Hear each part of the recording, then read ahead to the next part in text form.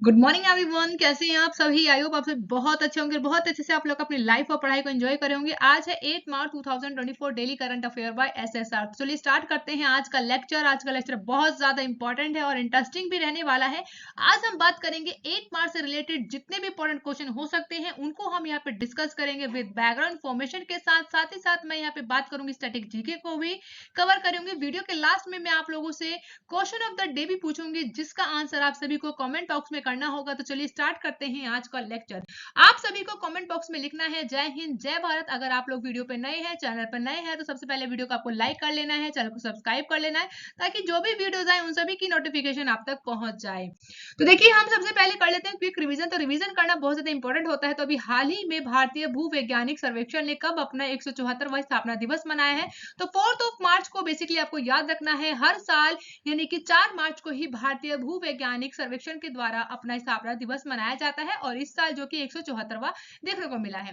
Next है किस देश ने जो है कि गर्भपात के अधिकारों को लागू करने वाला दुनिया भर में पहला देश बन गया है? तो फ्रांस के द्वारा बेसिकली गर्भपात के अधिकार को संवैधानिक अधिकार बनाते हुए ये पूरे विश्व का एकमात्र देश बन गया है जिसके द्वारा बेसिकली जो कि आपको देखने को मिलेगा फंडामेंटल राइट बनाया गया है गर्भपात को। आप लोगों को बताना है इंडियन कॉन्स्टिट्यूशन में जो कि आपको देखने को मिलेंगे फंडामेंटल राइट वो कहां से कहां तक है और कौन से पार्ट में आपको देखने को मिलते हैं। बहुत इंपॉर्टेंट है, कई बार एग्जाम में बने हैं और आगे भी एग्जाम में बनेंगे, तो आप लोगों को पता होना चाहिए। नहीं पता होगा तो मैं आप लोगों को जो कि नेक्स्ट वीडियो में आप लोगों से जरूर जो कि डिस्कस कर लूंगी फंडामेंटल राइट को। देखती हूँ कि आप में से कितने लोग जो कि कमेंट करते हैं इस फंडामेंटल राइट के ऊपर। ठीक है, नेक्स्ट है कि देश की पहली अंडर वाटर मेट्रो कहाँ शुरू हुई है? तो कोलकाता में आपको देखने को मिलेगा, जो कि हुगली रिवर के पास आपको देखने को मिलेगा, जो कि देश की पहली अंडर वाटर मेट्रो है। इसी के साथ women business and law report की बात करें जो कि 10वां संस्करण देखने को मिला है, ये किसके द्वारा जारी किया गया? तो वर्ल्ड बैंक के द्वारा आपको देखने को मिलेगा कि अभी हाल ही में women business and law report को जो कि 10वां संस्करण है रिपोर्ट जारी की गई है। इसी के साथ पीएम मोदी ने भारत के पहले बाहर बोल सकते हैं कि पहले देश के जन औषधि केंद्र खोलने का ऐलान किया है। मीन्स ऑफ दैट मतलब क्या है यहाँ पे, तो समझ लीजिएगा पीएम मोदी जी के द्वारा पहला जन औषधि केंद्र जो कि भारत के बाहर खोला जाएगा। कहां पर? तो मॉरिशस में खोला जाएगा। इंपॉर्टेंट है, याद रखिएगा। मॉरिशस की आप लोगों को कैपिटल बतानी है कि मॉरिशस की कैपिटल क्या है। और अगर आप लोगों को लोकेशन पता है तो प्लीज लोकेशन को भी आप लोग जो है जरूर बताइएगा। देखना चाहते हैं कि आप में से कितने लोगों को याद है कल का करंट अफेयर में से जो भी आप लोगों ने पढ़ा है। इसी के साथ भारत और मॉरिशस के प्रधानमंत्री के द्वारा किस द्वीप में हवाई पट्टी और जेट्टी का जो कि उद्घाटन किया गया है? तो याद रखिएगा यहाँ पे आपको याद रखना है जिसका नाम है अगलेगा आइसलैंड। ठीक है ना, तो ये भी आपको याद रखना है। इसी के साथ हाल ही में अभी मीथेन सेट उपग्रह को किस शहर के स्पेस एक्स फाल्कन 9 रॉकेट के द्वारा लॉन्च किया गया है? तो कैलिफोर्निया में आपको देखने को मिलेगा। तो इंपॉर्टेंट है, याद रखिएगा। यहाँ हमने क्या है क्विक रिवीजन पढ़ते हैं, आज के सेशन को स्टार्ट करते हैं। आज क्या है? आज है 8 मार्च। तो बहुत इंपॉर्टेंट डे हो जाता है आज का, क्योंकि आज से रिलेटेड यहाँ पे हम कुछ फैक्ट को बात करेंगे, कुछ डे भी होगा, उस थीम के ऊपर भी हम यहाँ पे डिस्कशन करेंगे। तो फर्स्ट क्वेश्चन की बात करें तो अभी हाल ही में अंतरराष्ट्रीय महिला दिवस कब मनाया गया है? यानी इंटरनेशनल वुमेन डे मनाया जा रहा है। तो पर्टिकुलर कोई डे मनाया जाता है तो उसके पीछे का कारण होता है। आप सभी को पता है कि महिलाओं को अगर हम बात करें तो उन्हें कई तरीके की जीवन में समस्या देखने को मिलती है, क्योंकि हमारा देश बात करें कि कौन सा है, तो आपको याद रखना है हमारे देश में जो कि आपको देखने को मिलेगा, जो कि आपको पितरात्मक देखने को मिलता है। यानी कि यहाँ पे मेल डोमिनेशन ज्यादा देखने को मिलता है और फीमेल को आप लोगों को देखने को मिलेगा कि वो बेसिकली अब तो बहुत हद तक आपको देखने को मिलेगा कि फीमेल भी हर एक वो सकते की फील्ड में पार्टिसिपेट कर रही है। तो फिलहाल बात करेंगे अंतरराष्ट्रीय महिला दिवस कब मनाया जाता है? तो 8 मार्च को मनाया जाता है। इंपॉर्टेंट है, याद रखिएगा। ऑप्शन सी बिल्कुल करेक्ट हो जाएगा। आइए बात करते हैं इस साल की, जो कि इस साल की थीम क्या है इसका इतिहास। तो बात करें यहाँ पर अंतरराष्ट्रीय महिला दिवस की, इसके परिचय की बात करूं मैं अगर, तो 8 मार्च को ही मनाया जाता है। इसमें क्या क्या चीजों को शामिल किया जाता है? तो महिलाओं की उपलब्धियों के लिए जश्न मनाया जाता है कि कौन कौन सी महिलाओं के द्वारा बेसिकली अब तो आप लोगों को देखने को मिलेगा कि हर फील्ड में महिलाओं के द्वारा क्या शानदार प्रदर्शन किया जा रहा है और बढ़ चढ़कर महिलाएं भी हर एक फील्ड में आपको देखने को मिलेंगे कि पार्टिसिपेट भी कर रही हैं। तो इसी के लिए जो कि महिलाओं को सम्मानित करने के बारे में जागरूकता बढ़ाने के लिए इस दिन को मनाया जाता है। लैंगिक समानता की बात की जाती है। इसी इसी के साथ महिला केंद्रित अनुदान के लिए धन का उगाहन भी किया जाता है। और इस साल की थीम की बात करें तो 2024 में थीम क्या है, तो इस साल की थीम दिया गया है महिला दिवस पर इंप्रेशन और इंक्लूजन, यानी ऐसी दुनिया जहां पर हर किसी को बराबर का हक हो और सम्मान भी बराबर का मिले। तो इसी थीम के साथ इस साल 8 मार्च को यानी आज के ही दिन हम लोग क्या मना रहे हैं, राष्ट्रीय महिला दिवस मना रहे हैं, अंतरराष्ट्रीय महिला दिवस। इसी के साथ इतिहास की बात करें तो पहली बार इसे 1911 में क्लारा ज़ेटकिन के द्वारा मनाया गया था, जो कि एक जर्मन महिला थी। इनके द्वारा बोल सकते हैं कि इस उत्सव की शुरुआत यूरोप और उत्तरी अमेरिका में श्रमिक आंदोलन के द्वारा किया गया था और पहली बार इसे 1913 में 18 मार्च को ही मनाया गया था। तब से जो कि आज तक की बात करें जो कि 8 मार्च को ही देखने को मिलेगा आपको कि हम लोग अंतरराष्ट्रीय महिला दिवस को मनाते आ रहे हैं। 1975 की बात करें जबकि संयुक्त राष्ट्र के द्वारा पहली बार अंतरराष्ट्रीय महिला दिवस मनाने की घोषणा की गई और दिसंबर 1977 में संयुक्त राष्ट्र महासभा ने अपनी ऐतिहासिक और राष्ट्रीय परंपराओं के अनुसार सदस्य देशों के द्वारा किसी भी बोल सकते कि दिन मनाए जाने वाले महिला अधिकारों और अंतरराष्ट्रीय शांति के लिए संयुक्त राष्ट्रीय दिवस की घोषणा करते हुए एक प्रस्ताव को अपनाया गया था। तो इंपॉर्टेंट फैक्ट मैंने बताया, डे बताया, आपको याद रखना है कि बहुत ज्यादा इंपॉर्टेंट डे है अंतरराष्ट्रीय महिला दिवस। कई बार एग्जाम में पूछा गया है, तो आपको जो कि थीम और डे दोनों चीजों को ही याद रखना है। तो चलिए मूव करते हैं नेक्स्ट क्वेश्चन की ओर, जो कि सेकंड नंबर का है। अभी हाल ही में किस राज्य सरकार के द्वारा इंदिरा गांधी प्यारी बहना सुख सम्मान निधि योजना की जो है कि घोषणा की गई है? तो कहां पे किया गया? तो हिमाचल प्रदेश। ऑप्शन आपको देखने को मिलेगा यहाँ पे ऑप्शन नंबर सी पर। तो याद रखिएगा ये जिनकी आप लोग इमेज देख रहे हैं इन्हीं का नाम है सुखविंदर सिंह। तो जो कि हिमाचल प्रदेश के आपको पीएम जो कि आपको सीएम देखने को मिलेंगे, तो इन्हीं के द्वारा अभी इंदिरा गांधी प्यारी बहना सुख सम्मान निधि योजना की घोषणा की गई है। आइए जानते हैं कि बेसिकली ये योजना है क्या। तो हिमाचल प्रदेश के मुख्यमंत्री हैं जिनका नाम है सुखविंदर सिक्कू के द्वारा इंदिरा गांधी प्यारी बहना सुख सम्मान निधि योजना की शुरुआत की गई है, जो कि 18 से लेकर 60 वर्ष तक की आयु की जो महिला होंगी उन सबको जो कि सशक्त बनाने के लिए ये काम किया गया है। इस पहल की शुरुआत की गई है। इसमें लाभार्थियों की बात करें, जो कि मासिक की बात करें तो हर महीने इन्हें 1500 रुपए वजीफा मिलेगा, जो कि सालाना की बात करें तो कुल 800 करोड़ रुपए का इसमें जो कि आपको देखने को मिलेगा खर्च होगा, जो कि 5 लाख से जो कि अधिक महिलाओं की सहायता के लिए बनाई गई इस योजना का उद्देश्य है कि वित्तीय सहायता दिया जाए सभी महिलाओं को जो कि 18 से लेकर 60 वर्ष तक की आयु की है। इसी के साथ जो राज्य में बेसिकली इसका जो कि बोल सकते हैं कि क्यों इस योजना को लेके आया गया, तो राज्य में महिलाओं को सशक्त बनाने के लिए एक दिशा की बोल सकते हैं कि इस दिशा में महत्वपूर्ण कदम उठाया गया है, ताकि वित्तीय बोल सकते हैं कि वित्तीय सहायता देना किसी के लिए भी बहुत ज्यादा महत्वपूर्ण है। और महिलाओं की बात करें तो अगर उन्हें भी वित्तीय सहायता मिलती है तो वो अपने फील्ड में बोल सकते हैं कि इसके ऊपर खर्च करेंगी, चाहे वो एजुकेशन के ऊपर हो या फिर कोई भी बोल सकते हैं कि बिजनेस स्टार्ट करें, तो इन सब के ऊपर आपको देखने को मिलेगा। तो इंपॉर्टेंट है, याद रखिएगा कि कई बार जो कि एग्जाम में से योजनाएं भी पूछ ली जाती है कि कौन से वो बेसिकली स्टेट से है, तो मैचिंग द फॉलोइंग में भी आता है। तो आपको याद रखना है। अगर वीडियो अच्छी लगी है तो आपको वीडियो को क्या करना है, फीडबैक में बताना है आपको वीडियो कैसी लग रही है।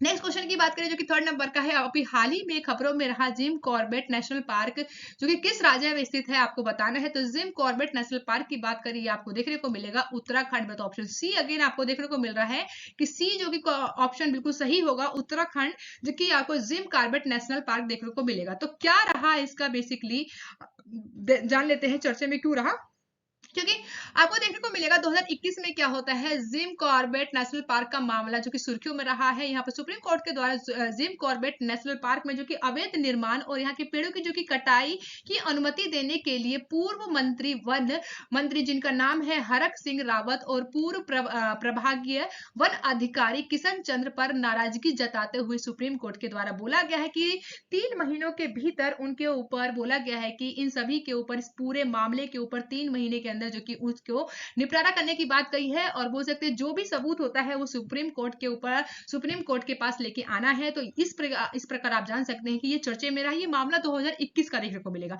आइए जानते हैं जिम कॉर्बेट नेशनल पार्क के बारे में, बहुत इंपॉर्टेंट है ये आपके एग्जाम के पॉइंट ऑफ व्यू से।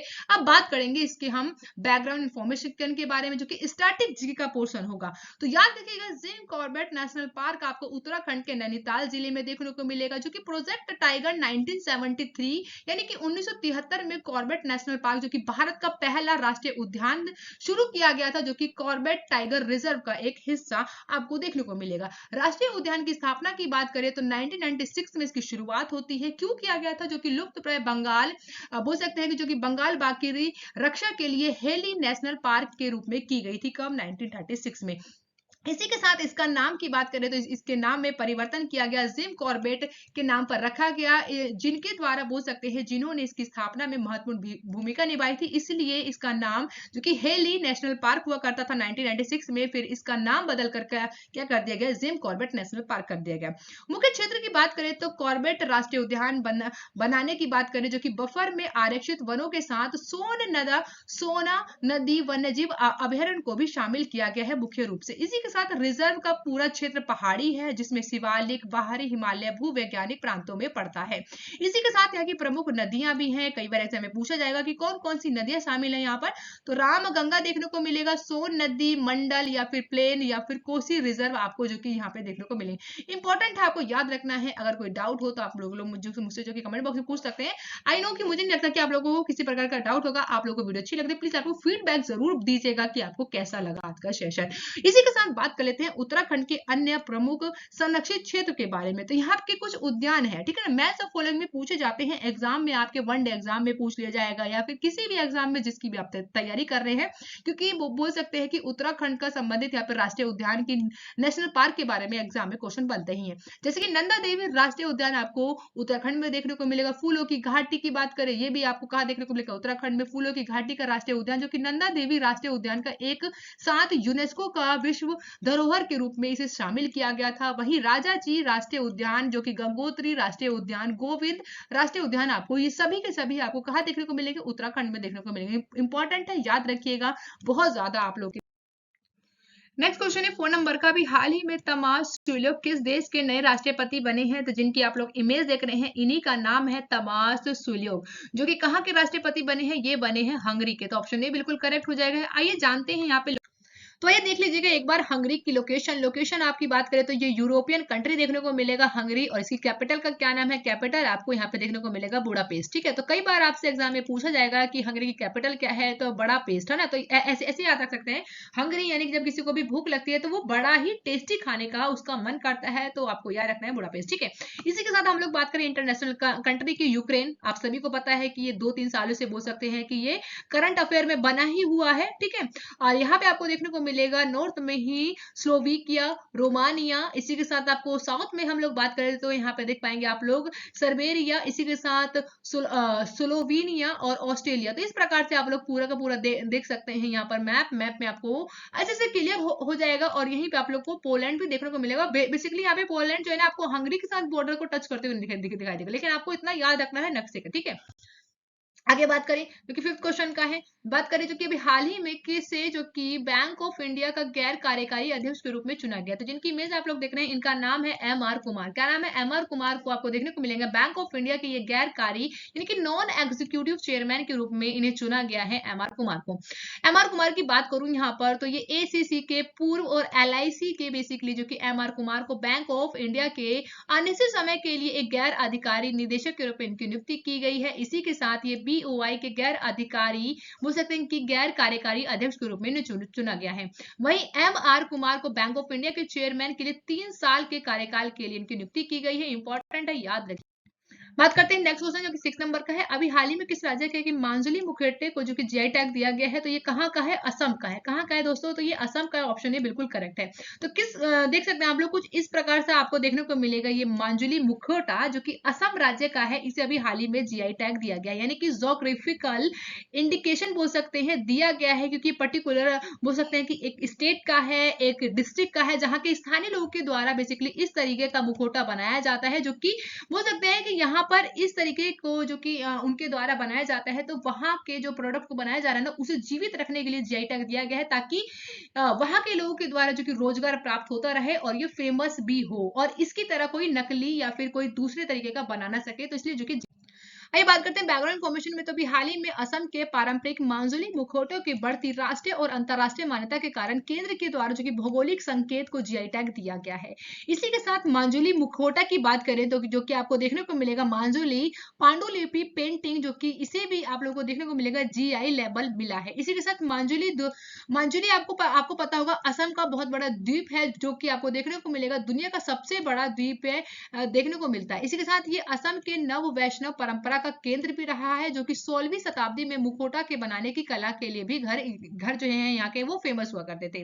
आधुनिक समय की बात करें तो कई परंपरा व फिर चिकित्सा कला में सत्रों या फिर मठों में अपने पारंपरिक स्थानों से बाहर ले जाने व उन्हें एक नया और समकालीन जीवन देने के लिए काम कर रहे हैं।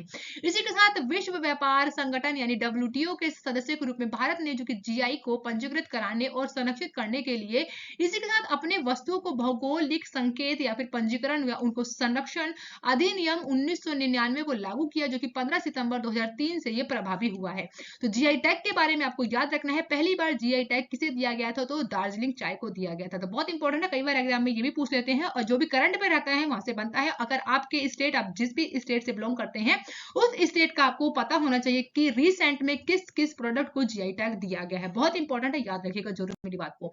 नेक्स्ट क्वेश्चन की बात करें जो कि 7 नंबर का है। अभी हाल ही में भारत की पहली एआई टीचर है, इनका नाम क्या रखा गया, तो जो कि आपको देखने को मिलेगा ये रोबोट है। इन्हें जो है अभी हाल ही में स्कूलों में देखने को मिलेगा कि पहली जो टीचर है जो कि एआई है, और इनका नाम क्या रखा गया, इनका नाम रखा है इरिस। क्या नाम रखा गया, इरिस। आपको देखने को मिलेगा ऑप्शन सी बिल्कुल करेक्ट हो जाएगा। आइए बात करते हैं बैकग्राउंड फॉर्मेशन की। तो आर्टिफिशियल इंटेलिजेंस की बात करें तो अभी हर फील्ड में आपको देखने को मिलेगा कि यहाँ पर ये बेहतरीन काम कर रहा है। इसी के साथ एजुकेशन के फील्ड में बात करें तो तिरुवनंतपुरम के केटीसीटी हायर सेकेंडरी स्कूल में एक साड़ी पहने हुए आइरिस नाम की एक एआई सक्षम ह्यूमनाइड रोबोट को जो कि आपको देखने को मिलेगा एक अध्यापिका के रूप में आपको देखने को मिलेगी। इस महिला की मतलब हम बात करें यहाँ पर इरिस जो रोबोट है जो कि महिला की तरह आवाज रखने वाली है, इसमें एक असल बोल सकते हैं कि टीचर की कई विशेषताओं को फीड किया गया है, जो कि एआई रोबोट को पेश करने वाली कंपनी जिसका नाम है मेकर लैब्स एडुटेक, इसके द्वारा बोला गया है कि जो कि आइरिस न केवल केरल की बल्कि देश की पहली जनरेटिव एआई स्कूल शिक्षक बन गई है। तो ये इंपॉर्टेंट है, याद रखिएगा। कई तरीके के ऐसे इंफॉर्मेशन आती हैं कि पहला कौन बना है, सेकंड कौन बना है, तो इस तरीके की मैं एक वीडियो लेके आई हूँ जो कि आप लोग देख सकते हैं कि पहला भारत में कहां पर बोल सकते हैं कि वैदिक घड़ी लगाई गई है। इस प्रकार से कई प्रश्न हैं जो कि आपके बोल सकते हैं कि एग्जाम में बन सकते हैं, तो इसके ऊपर भी हम लोग वीडियो लेके आ रहे हैं, आप लोग जरूर देखिएगा उस वीडियो को, ठीक है। नेक्स्ट क्वेश्चन की बात करें जो कि 9 नंबर का है, बहुत इंपॉर्टेंट क्वेश्चन है अगेन। तो अभी हाल ही में भारत के राष्ट्रपति जिनका नाम है द्रौपदी मुर्मू जी के द्वारा कहाँ वर्ष 2022-23 के लिए संगीत नाटक अकादमी पुरस्कार प्रदान किए गए हैं, तो यह देखिएगा नई दिल्ली में, ऑप्शन भी बिल्कुल करेक्ट हो जाएगा। तो नई दिल्ली में आपको देखने को मिलेगा जो कि हमारी प्रेसिडेंट साहिबा है, इनके द्वारा अभी हाल ही में 2022-23 के लिए संगीत नाटक अकादमी पुरस्कार प्रदान किए। आइए जान लेते हैं बैकग्राउंड इन्फॉर्मेशन को। तो राष्ट्रपति द्रौपदी मुर्मू जी के द्वारा 6 मार्च 2024 को नई दिल्ली में 94% कलाकारों की बात करें जो वर्ष 2022-23 के लिए संगीत नाटक अकादमी पुरस्कार प्रदान किए गए हैं। राष्ट्रपति जी के द्वारा अगर बात करें तो जो कि संगीत, नृत्य, नाटक, लोक जनजातीय कलाएं, कठपुतली और संबंधित रंगमंच कला के क्षेत्र में 94% कलाकारों को 2 संयुक्त पुरस्कारों को साल 2022 और 23 के लिए संगीत नाटक पुरस्कार प्रदान किए गए हैं। इस पुरस्कार की बात करें तो अकादमी पुरस्कार जो कि 1992 में प्रदान किए गए थे। इस सम्मान केवल उत्कृष्टता और उपलब्धि में उच्चतम मानक के प्रतीक को दिया जाता है, जो कि बहुत अच्छा काम करता है अपने फील्ड में, उन्हीं को ही ये अकादमी पुरस्कार दिया जाता है। इस अकादमी की बात करें तो इसके तहत जो कि आपको 3 लाख रुपए देखने को मिलेंगे, जो कि आपको नगद राशि प्रदान की जाती है। वहीं अकादमी पुरस्कार के तहत आपको जो कि एक ताम्र पत्र मिलता है और इसके अलावा आपको 1 लाख रुपए को भी नगद राशि के रूप में दी जाती है। तो इंपॉर्टेंट है, दोनों फैक्ट को आपको याद रखना है। और इस साल इनके द्वारा राष्ट्रपति द्रौपदी मुर्मू जी के द्वारा 94 कलाकारों को दिया गया है, बहुत इंपॉर्टेंट है, याद रखिएगा। नेक्स्ट क्वेश्चन की बात करें जो कि 10 नंबर का है। अभी हाल ही में कई पनियोर जो कि किस राज्य का 26वां जिला बना है, यानी कि 26 डिस्ट्रिक्ट बन गया है, किस स्टेट का है जिसका नाम है कई पनियोर, तो याद रखिए अरुणाचल प्रदेश को अपना 26वां जिला मिल गया, ऑप्शन ए बिल्कुल करेक्ट है। आइए अब बात करते हैं, लास्ट वीडियो मैंने आप लोगों से क्वेश्चन पूछा था, उस क्वेश्चन के आंसर बताने की बारी है। तो अभी हाल ही में पर्यावरण मंत्रालय के द्वारा जारी report state of leopard in India 2023-24 में जारी के अनुसार भारत में तेंदुओं की संख्या कितनी है? तो ऑप्शन ए बिल्कुल करेक्ट हो जाएगा यहाँ पे, नहीं कि 13,874 आपको जो कि आपको लेपर्ड देखने को मिलेंगे भारत में।